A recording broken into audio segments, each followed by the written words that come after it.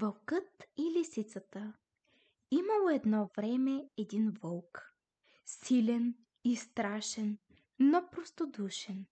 А с него в същата гора живеела една лисица. Хитра и лукава, винаги гладна за нещо вкусно. Една зима лисицата се промъкнала край селото и отмъкнала торба риба от рибарските мрежи. Вървяла доволна през снега, а рибата миришела надалеч. Не щеш ли насреща и излязал вълкът? Лисана, откъде ти е тая риба? Попитал той, облизвайки се. О, кумчо вълчо, аз си налових.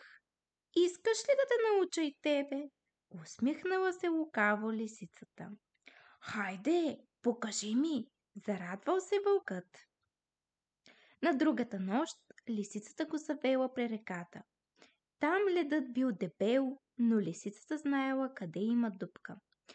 Ето тук е най-хубаво, рекла тя. Потопи опашката си в дупката и стой мирно. Рибата ще дойде сама да се закачи. Вълкът легнал до дупката и потопил опашката си.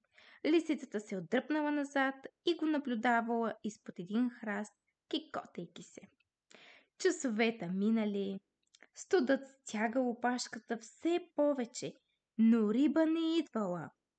По изгрев рибарите дошли и що да видят? Вълкът стои с опашка в дупката. Вдигнали шум, сграбчили тоягите. Вълкът се опитал да бяга, но опашката му била заледена. Дръпнал се сила и тя останала в леда. Тъй лисицата излъгала вълка. Останал и без риба, и без опашка, а тя си изяла рибата на спокойствие и се смяла дълго на неговия акъл.